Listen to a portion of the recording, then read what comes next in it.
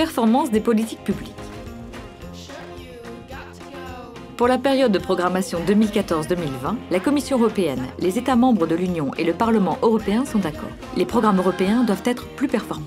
Autrement dit, ils doivent contribuer concrètement à atteindre les objectifs de la stratégie Europe 2020. C'est ce que l'on appelle l'approche par les résultats ou encore l'approche par la performance. La période 2007-2013 a constitué une période d'entraînement à l'exercice de concentration des fonds sur la stratégie de Lisbonne-Göteborg. Des évaluations en continu des programmes ont également été menées afin de les réorienter dès que nécessaire dans un souci d'efficacité et d'efficience.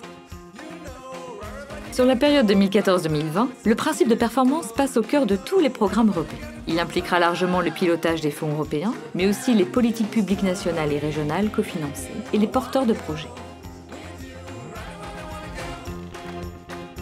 En pratique, comment se traduit le principe de performance? Au niveau national, l'utilisation des fonds européens doit contribuer à la bonne gouvernance économique de l'Union. La Commission peut donc demander à un État membre de modifier son accord de partenariat et ses programmes pour se conformer aux recommandations du Conseil européen sur les politiques économiques et d'emploi.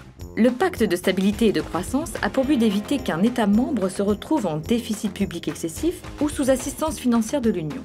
Si un État ne prend pas de mesures correctives pour respecter ce pacte, la Commission peut suspendre temporairement le versement des fonds. C'est la conditionnalité macroéconomique souhaitée par tous les États membres, mais dont l'application doit être graduelle et mesurée. Par ailleurs, chaque programme doit désormais produire des résultats tangibles et mesurables. En fait, il doit pouvoir démontrer que, grâce à l'action des fonds européens, la situation s'est améliorée.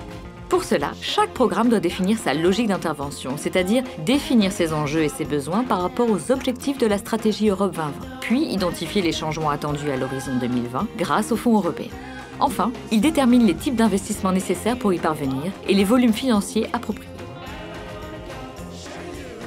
La logique d'intervention est soumise à deux vérifications appelées conditionnalités.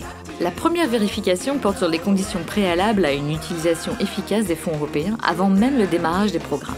Ce sont les conditions ex ante. Concrètement, on vérifie que pour chaque type d'investissement financé par les fonds européens, la législation européenne est bien transposée dans le droit de l'État membre ou encore que ces investissements s'intègrent dans une stratégie existante au niveau national ou régional. Si ces conditions sont remplies, la Commission verse les fonds correspondants au programme. Sinon, le programme doit faire le nécessaire pour les remplir au plus tard le 31 décembre 2015. Si la Commission européenne estime qu'il existe un risque que les fonds soient dépensés de manière inefficace, elle peut prendre la décision temporaire de ne pas verser les fonds au programme correspondant. La seconde vérification porte sur l'atteinte des résultats d'un programme. C'est la conditionnalité de performance. Pour cela, chaque programme définit des indicateurs financiers et de réalisation pour observer ce que le programme finance pendant la période. Il forme le cadre de performance du programme. De résultats pour observer en quoi le changement recherché est atteint.